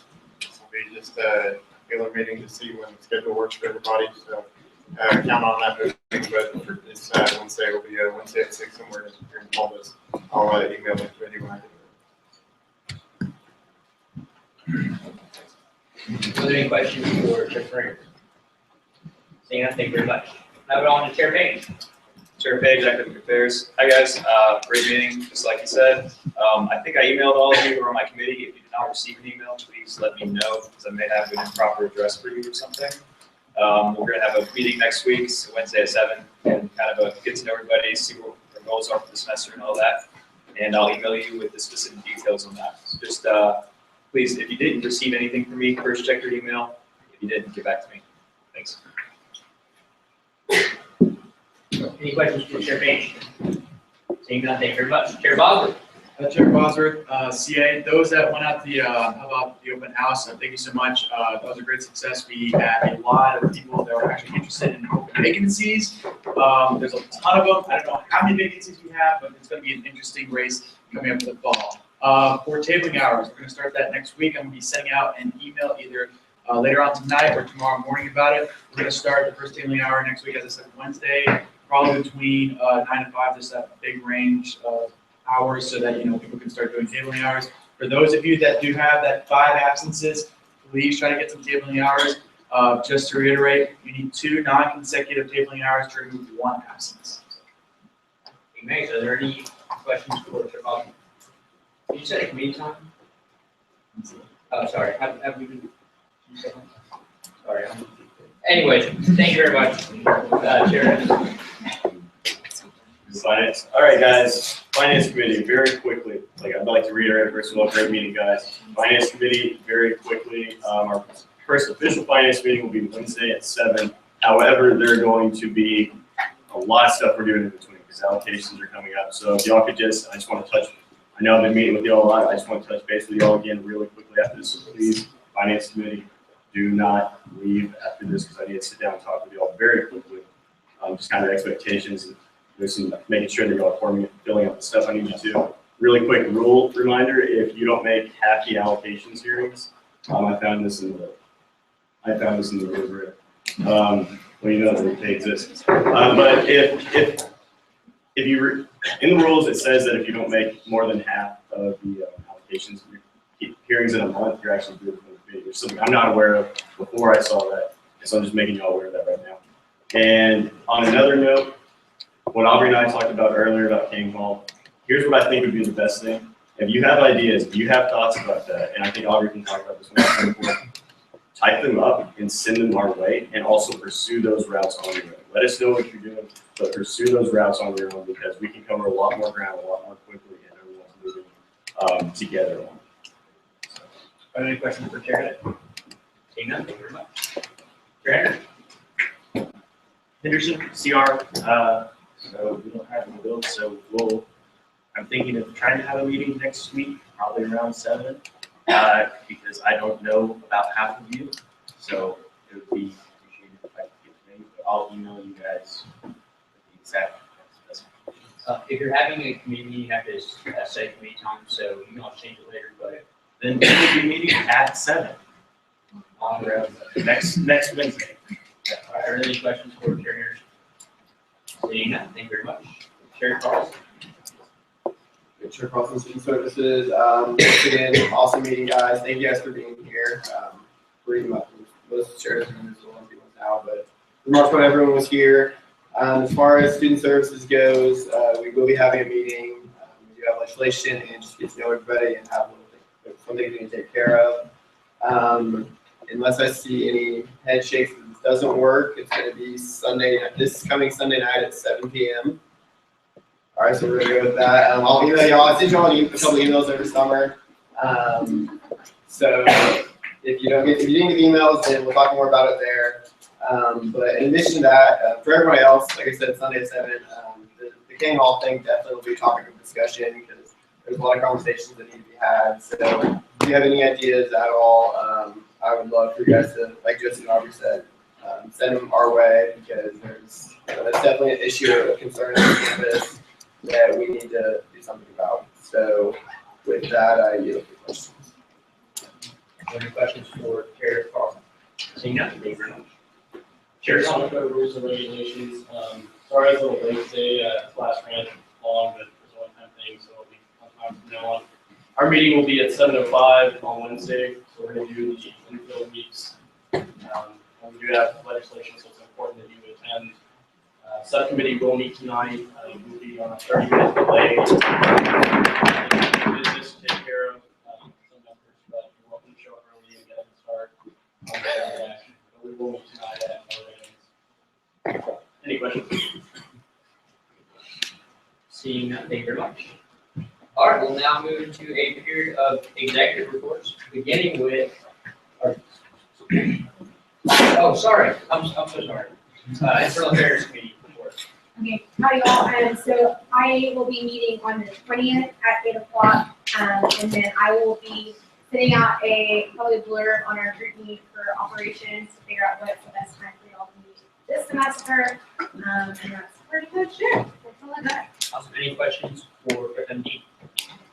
Seeing none, thank you very much. We'll now move on to the FMD beginning. You have 10 minutes beginning. All right, howdy. Howdy. Come on, guys, I've been speaking to fish camps all summer. I need a little bit of louder howdy than that. Howdy. Howdy. All right. Okay, so I am constitutionally required to give you guys some vision for the semester, for the year, our first executive report. And so I'm going to keep it very simple because I also have some updates from the summer and some other things we're going on that I have to get to, and I also respect y'all's time. So my vision for our time here in the Senate is very, very simple. That we are going to operate hopefully on a core value of respect. If we keep it that simple, if we keep focused on that, this is going to be an incredibly productive year. I can already feel it. This was a very good Senate meeting. So that's just something I'd like for all of us to keep in mind as you're moving forward. We as the executive cabinet, we want to respect you guys as the voice of the student body. That's something I've talked to them about. That's why we had good attendance from our cabinet today. I've spoken to a lot of members of our cabinet that we think a physical presence here in support of what y'all are doing is very important. We want y'all to know that we support what you're doing. We're here to enact the things that you guys decide with this body, and we think that's an important thing. So we're here to respect you guys. Hopefully that respect comes our way as well, but that's not our decision. Our decision is just to make sure that you guys are feeling like we're doing our best job to respect your body and your role as a voice of the student body and take the opinions that you guys pass and get them to the administration as effectively and persuasively as we can to really enact a lot of positive change around campus. I'm already seeing really great bill ideas coming through, like the career closet and the seal on the diplomas. Those are both great, and it's really encouraging to see such positive legislation already being right at the beginning of the year. So I wanted to say thank you guys for that. This really was a great meeting. We had good bills. We had former student speak to us about the importance of political involvement for us as students, and so this is a very encouraging start. And I'm looking forward to a lot of meetings like this the rest of the year. Probably won't be this quick, but hopefully we'll be this productive. I did want to give you guys some updates specifically on some things from over the summer. Okay, so regarding the seal, and I'll be able to answer a lot of questions about this as well, but that is something that Aaron deserves a lot of credit on as well. I want to make that clear. We did have a very productive meeting with President Young on the very first day of class that we were back. Because this is a priority for us, and we want to make sure that we don't miss any time or opportunity to make our case to the decision makers about why we think the new seal is bad and the old seal is good.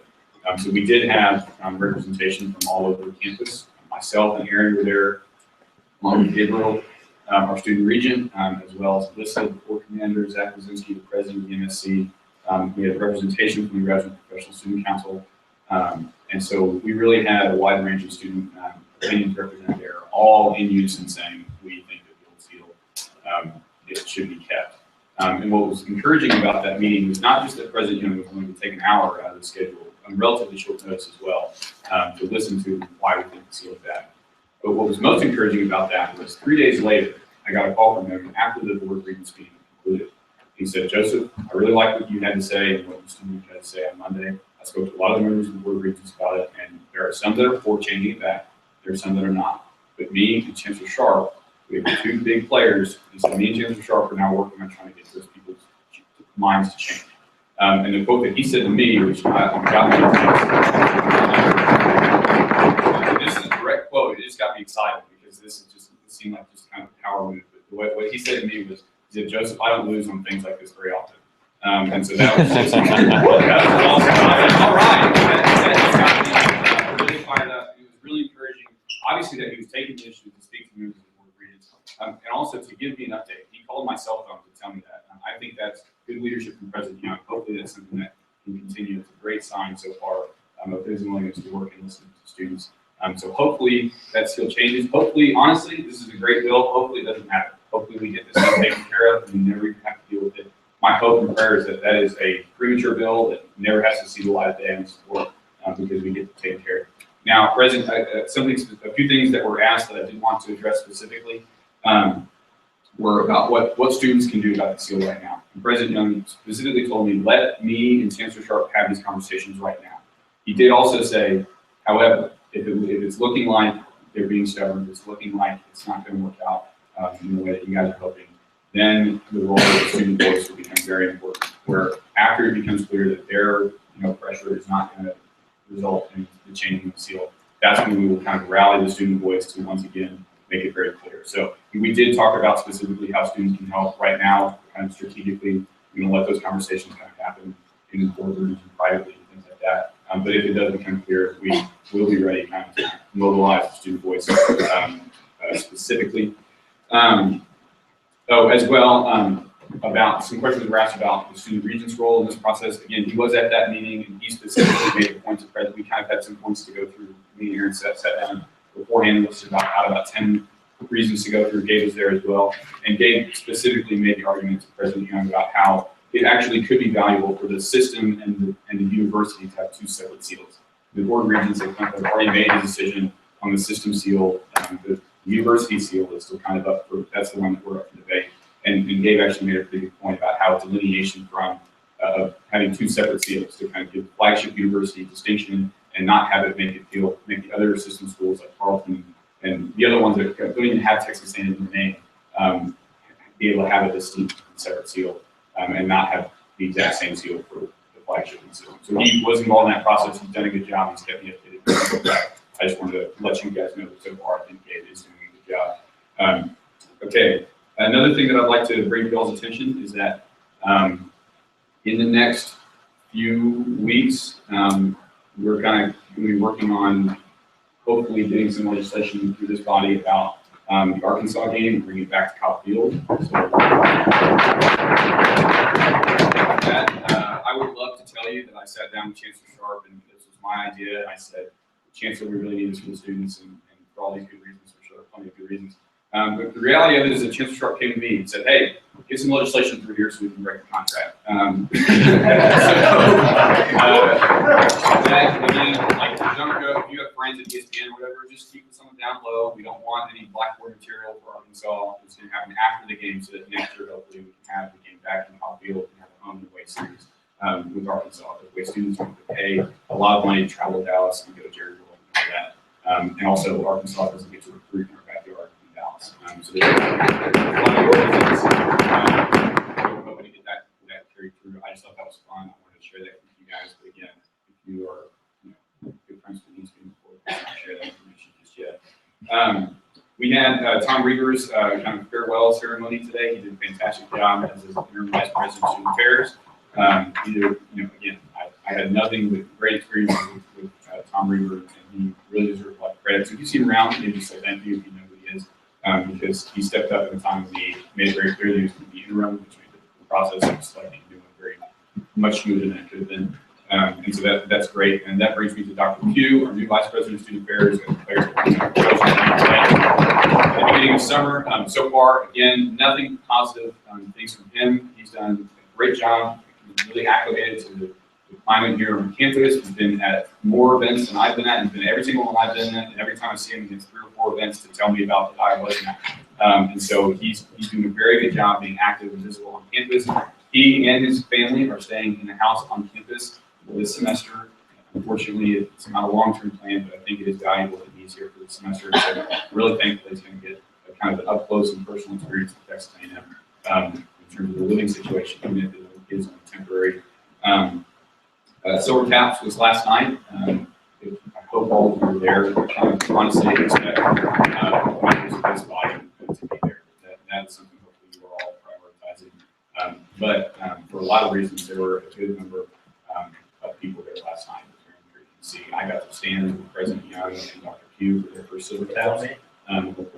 I got to stand with the 2 of them for their first Silver Taps along with the families. It was an incredible experience, and it was amazing for us to walk in later with the families and be able to see just how many students there are. And so if you don't think that individual presence makes a difference, you're just wrong. Because when you see the crowd as you walk through, and the size of it really makes an impact on the families. So I encourage all of you, obviously, to go to make sure that people are going well.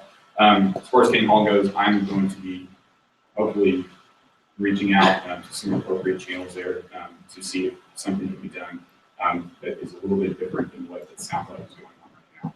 And whether that be Chancellor Sharp or the Director of Counseling Services and Disability Services, those are some avenues that I'll be pursuing in the next few days. Also, I would just like to recognize the rest of my cabinet has done a great job so far this summer. They really have worked so hard, and I think they deserve a lot of credit, especially when it comes to you guys. Jacob Barnett, our Vice President of Legislative Relations, is making a lot of progress. Our legislative reputation in the state. Thank you. All right, we'll now move to your question and answer, beginning with Senator Hutton. Senator Hutton off campus. President Benigno, is there anything that you were able to get to during your allotted time you'd like to cover? That was the last point that I had written down. I was going to talk about Keaton Hall, but I think it would be better in the Q&A form, actually. So then there's a question about what I think that should look like. Now go to Senator Ames. Jeff? Sorry, Senator Rose. Senator Rose, Corporate Caucus. During the summer non-form sessions, did the Lone Star Showdown exemption ever come up, or made any progress on that? Remind me, sorry. Against TU. I'm sorry, that has not come up. I would love to resume that game. To me, that it's a bummer that four rich guys would decide we can't play each other. But that has not come up just yet. I would love to start having this conversation, but the seal and some of the people are Any other questions for our student body president? Seeing none. Yeah, thank you very much. All right, thanks, Dave. Appreciate it. Now recognize Chief Justice Smith. Howdy.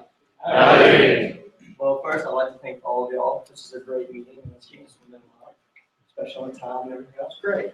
You have great bills coming through here and great representatives. It's amazing working with y'all. Hopefully, we'll work with y'all that much. But as my first executive report, I have to give a mission or a vision, so I showed it. And as far as vision report this year, we would really love to see equal representation of all of our student body, which we have in the past, and impartiality we really recognize within our court. We believe, and I believe, that the law is one thing that makes us all equal. And so, as in our vision, we're going to use the equality of all of our students, all 58,000 students within my court. But hopefully, we won't utilize us.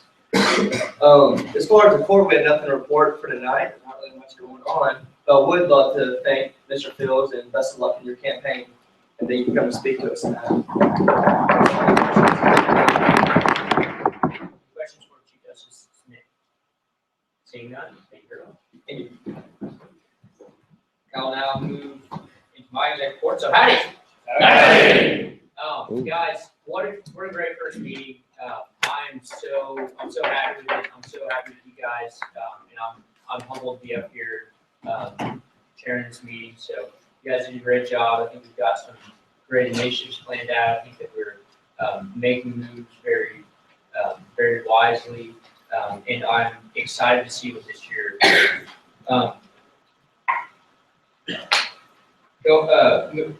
Moving on, I wanted to touch on Trey really quick. So a lot of you might be wondering why Trey kind of came out of nowhere, whereas our application in the spring, where it was kind of a long drawn out process. We got like resumes and applications and things like that. There's code in the Senate bylaws that essentially allows for an emergency appointment like this. And the finance hearing has come up last week. I recommended that Joseph kind of do this, off the cuff appointment that, was basically what we needed to survive as an SGA, because it's very important to have a vice president of finance for our executive branch. So just wanted to touch on that really quick. Back to the seal, a lot of credit to Joseph and all those student leaders. All the credit to them. It's been incredible being able to work with President Young. And I think if I can use one word to describe his leadership style and how he listens, it's that he is very wise, and he seems to see through things on another level that I just can't even comprehend. And it's amazing to be able to speak with him and to really watch his thought processes and how he gets things done. That being said, since everybody else set the vision, I guess I will as well. And my hope for you guys is that we will research, legislate, and advocate for our student body, keep every single student in mind, and continue to do the great things that we did tonight, and continue to try to be a great voice for students at this university. Last thing is, it was amazing having Jess here tonight. Jess, thank you so much.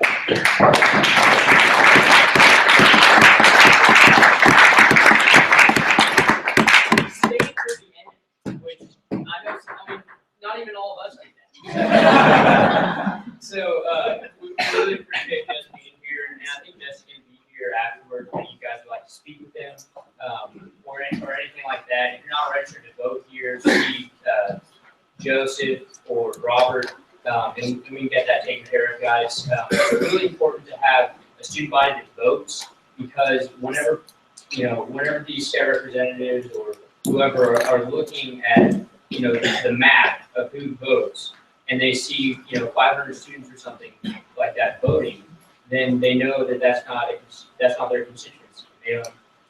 They don't have to represent them, and that's basically what we've had for a while in our our representatives in the area. So I would encourage you all to vote.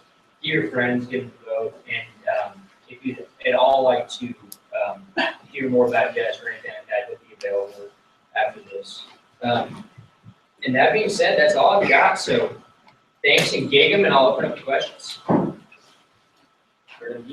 Look at being off campus, we really touch on vacancies and where Senate is at currently. Oh, yeah, you asked me, Yeah. we have one little arts vacancy, one on-campus vacancy, and one off-campus vacancy. So, as of right now, that's 3, which is actually a really good retention rate.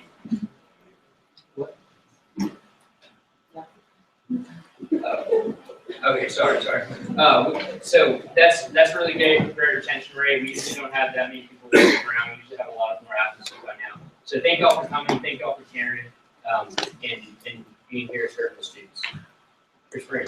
Does that include Tracy? Yes, it does. Any other questions? All right, that being said, let's get out of here.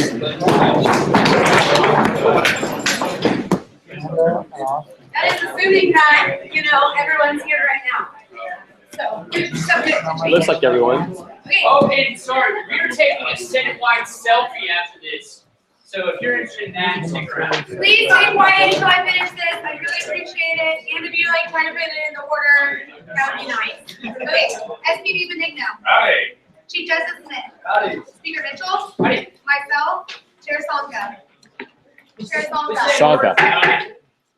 Chair Page. Howdy. Chair Henderson. Howdy. Chair Springer. Howdy. Chair Carlson. Howdy. Chair Hood. Howdy. Chair Bosworth. Howdy. Senator Gordon. Zhang. Allen.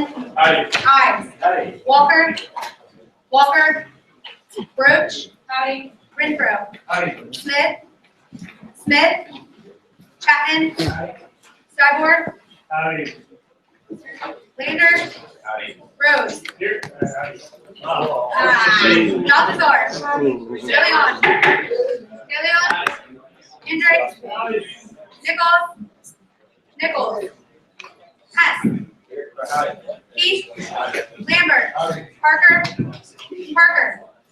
Turpin. Cook. Sweet. Howdy. Evadas. Kubiar. Howdy. Kukla. Howdy. Luce. Howdy. Shallard. Howdy. Day. Howdy. Clavin. Howdy. Rosian. Howdy. Golden. Humble. Howdy. Nally. Price. Howdy. Blackman. Bonin. Howdy. Brennan. Cantwell. Chin. Howdy. Collins. Swivis. Howdy. Dewberry. Howdy. Emmons. Howdy. Finney. Howdy. Giles. Howdy. Gill. Howdy. Hemphill. Howdy. Hutton. Howdy. Cruz. Howdy. Loving. Howdy. McNair. Howdy. Mendoza. Howdy. Miller's gone. O'Donnell. Hill. Ralph. Russie. Simpson. Howdy. Adam. Howdy. Brother. Howdy. Trano. Turner. Howdy. Grimminger. Howdy. Patel. Beebe. Perez. If you'd like to take a selfie, we're doing that here. Post on social media.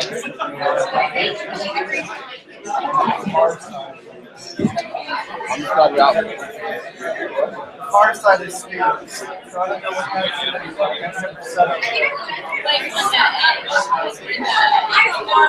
So 1 to 4 and 1 to 5 are the inside, we are on the far side from the students. Oh, is on the alumni side with their students? I actually won tickets on Tuesday night, and I gave them to some old guy. He begged me if he could take his grandson on his tickets that I got for radio station. You had to go do some sort of game zone thing to get in. You had to show up like 2 hours early. The little guy came up to me and said, "Hey man, can I get these tickets for me? Because me and my grandson would love to do this." And I'm like, "I don't care because I look like my wife really wants to throw footballs in the trash can or whatever we have to do." Yeah. So, well, thank you. See you there. How do you like our class so far? I like her class. Okay. Yay! So, you are in my.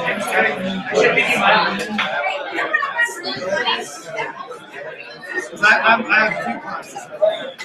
I also have a class like an hour. How you doing? Good. Jake, nice to meet you. Gary, nice to meet you. I'm Brendan, from Casey. Brendan Snacker. You're with Geoscience, right? Yeah, I heard you mention that earlier. Yeah. Got any big legislation goals for city not right now currently, but I actually. I had no idea. Excuse me, I'm gonna turn off the live feed. Yeah.